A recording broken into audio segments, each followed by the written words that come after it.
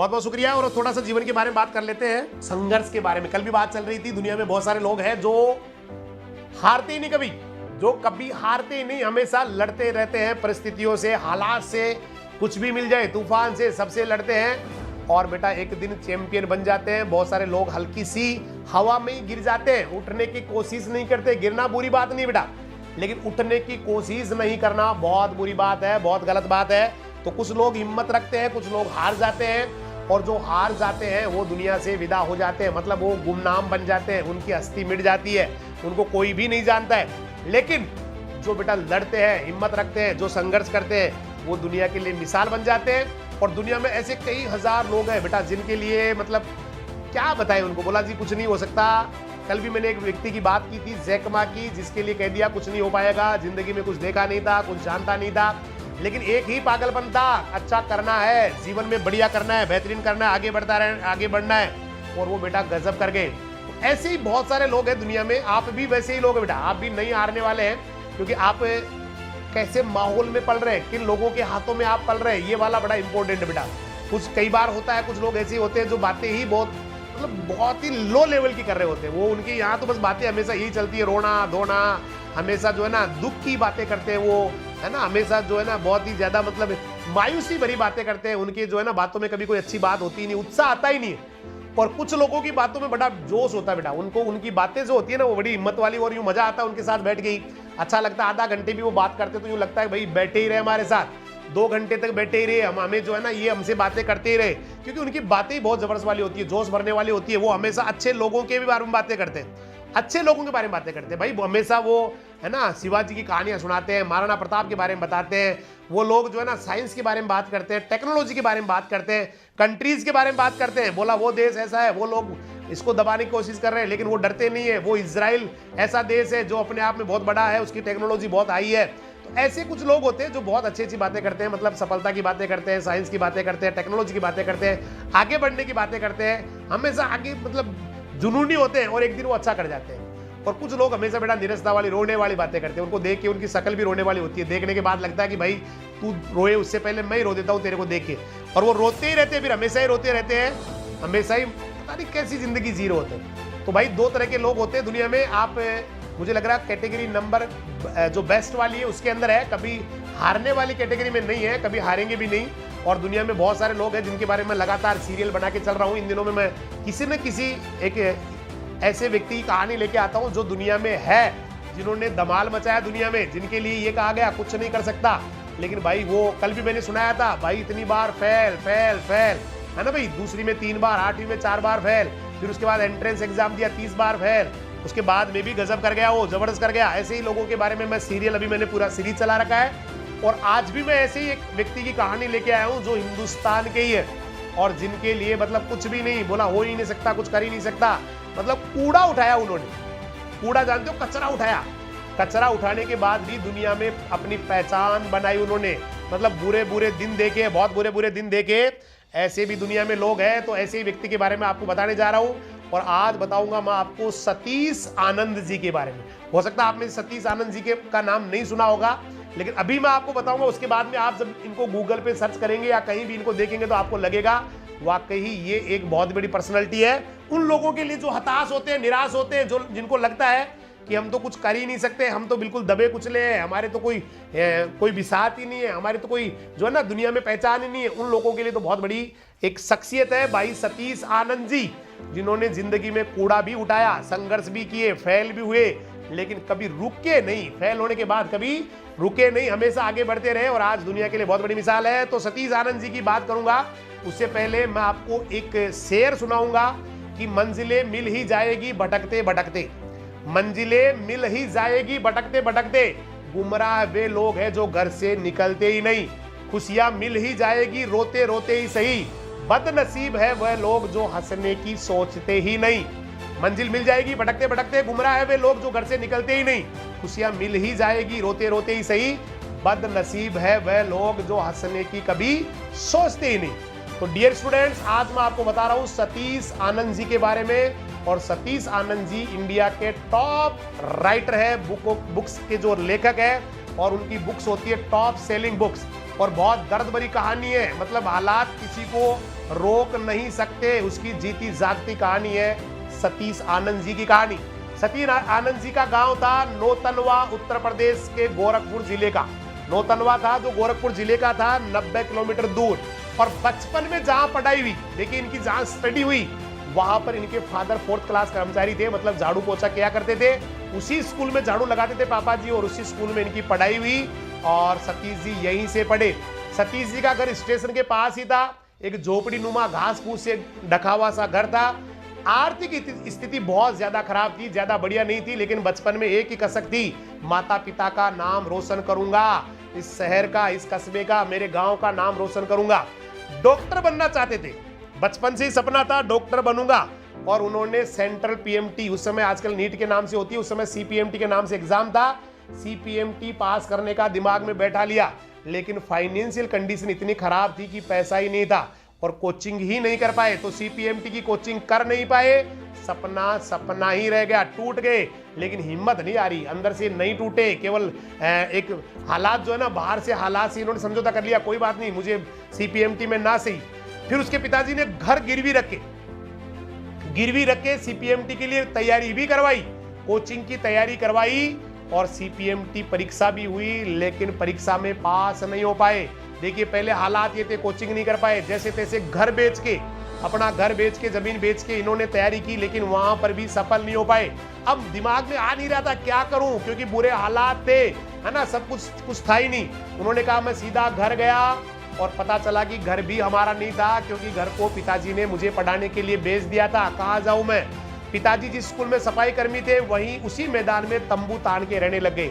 जब घर था नहीं तो वहीं पे रहने लगे, जहां पर उनकी स्कूल में सफाई चलती थी, वहीं पे तंबू तान लिया। और मैंने भी उनको फाइनेंशियली सपोर्ट करने का मन बना लिया कि घर की स्थिति, भाई बहन की पढ़ाई, मुझे कुछ करना है, और इसके लिए वो मुंबई आ गए।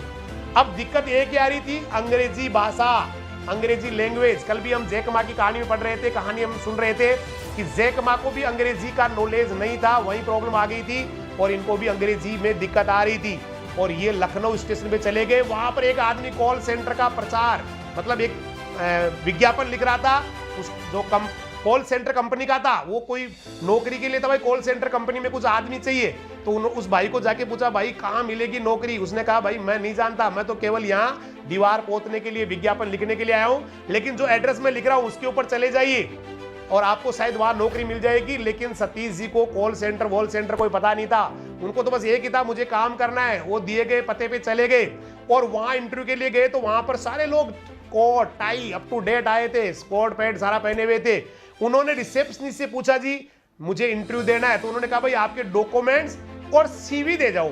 सीवी शायद हो सकता है आप स्टूडेंट नहीं जानते होंगे, सीवी कहते हैं कुरिकुलम वाइटे, मतलब बायोडाटा, वो दे जाए। लेकिन सतीश जी को नहीं पता था सीवी क्या होती है। उन्होंने कहा, भाई मैं तो जानता ही नहीं हूँ सीवी क्या होती है। तो एक आदमी ने कहा, भैया सीवी जो होती है, बायोडाटा जो बनते हैं, वो साइबर कैफे में बनते हैं। तो वो साइबर कैफे में चले गए, बायोडाटा बनाए, इंटरव्यू का नंबर आया, तो एक व्यक्ति ने उनसे इंग्लिश में पूछा, जो क्वेश्चन थे इंग्लिश में पूछा, लेकिन उनको इंग्लिश आती नहीं थी, समझ ही नहीं पाए, और वहां पर सतीश जी को डिस्क्वालीफाई कर दिया। और उनके दिमाग में एक चीज बैठ गई थी कि मुझे अंग्रेजी तो सीखना ही पड़ेगा। अब दूसरे शहर में खाने के लिए जो है ना, कमाना के लिए जाना जरूरी था।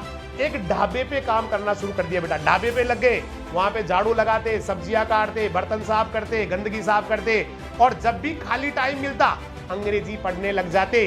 एक दिन बाजार से आते टाइम एक व्यक्ति टेंट लगाए हुए मिला, जो नौकरी का इश्तिहार बेच रहा था। बोला नौकरी ले लो, नौकरी ले लो, और 500 रुपए ले रहा था।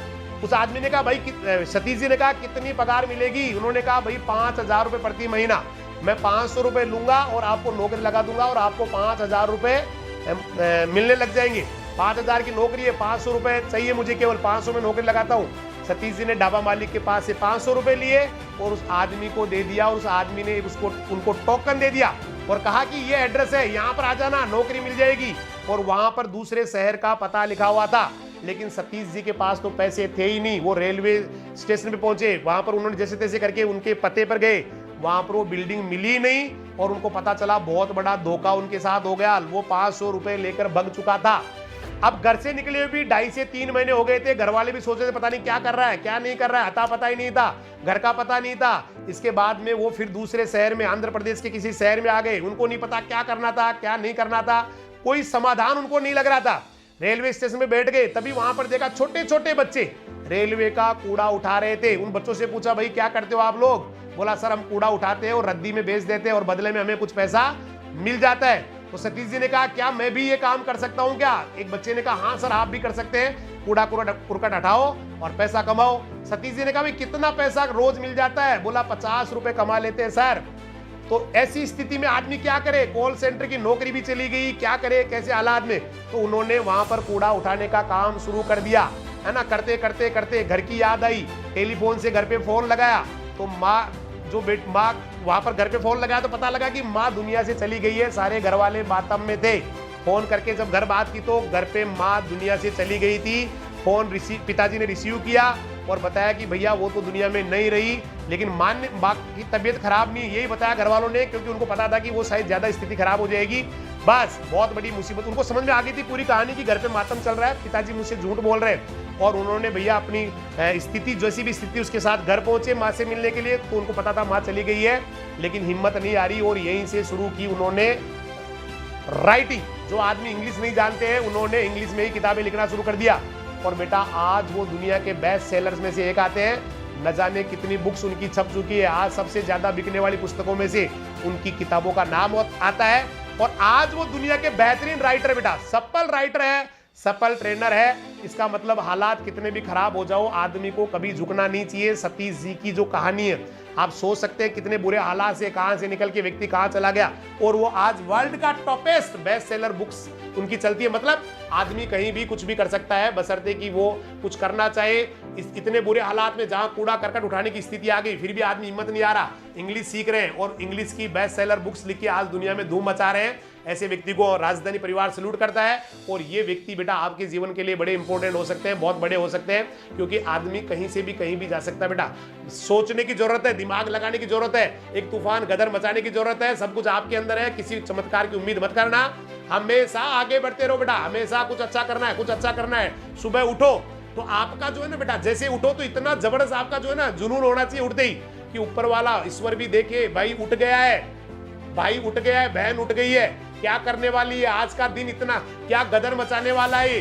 वो ईश्वर भी 1 मिनट के लिए ये चीज सोचना चाहिए कि आज क्या तूफानी करने वाला है। हर दिन तूफानी करते जाओ बेटा, हर दिन अच्छा करते जाओ। ईश्वर आपको एक दिन सही मुकाम पे ले जाएगा, भगवान आपको सही दिशा में सही जगह ले जाएगा। हिम्मत नहीं हारनी बेटा। खूब एग्जाम्पल है दुनिया में।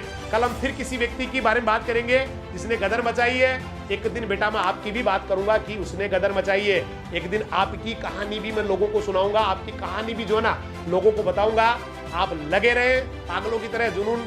कभी भी बेटा अपने आप को कमजोर नहीं पड़ने दे। जब भी कमजोर पड़े तो फिर याद कीजिए भैया 2 महीने बाद तो एग्जाम होना ही है, 2 महीने बाद एग्जाम होना है, 4 साल बाद में मुझे जो है ना मेरी डिग्री भी मिल जानी है, लेकिन उसके बाद मुझे जो है ना सफल होना है या फ्लॉप होना है जिंदगी में, वो तो फैसला ये 2 महीने ही करने वाले हैं, महीना भर ही करने वाला है, जो भी टाइम बचा वही करने वाला है। तो बार बार वो वाला टाइम याद कीजिए जो आपका आने वाला समय है। वो अगर आपको अच्छा बनाना है, ब्राइट फ्यूचर, और केवल आपका नहीं बेटा, आपका ही नहीं आने वाली पीढ़ी का भी, क्योंकि वो भी आपसे बड़ी उम्मीदें बड़ी दृष्टि से देख रही है कि मेरे कोई पीढ़ी में है जो मुझे बहुत अच्छा कर देगा मेरे लिए, कोई है जो मुझे बहुत ऊपर तक ले जाएगा, कोई है जो मुझे दुनिया के अंदर बेमिसाल बनाएगा। उस वाले टाइम को याद करके लगे रहिए बेटा तूफानी तरीके से, गजब तरीके से, क्योंकि आने वाला कल आपका है बेटा, आने वाला कल आपका है। हो सकता है आज आपको लग रहा होगा दुनिया कहाँ जा रही है, लेकिन एक दिन बेटा दुनिया से भी आप ज्यादा आगे जाएंगे।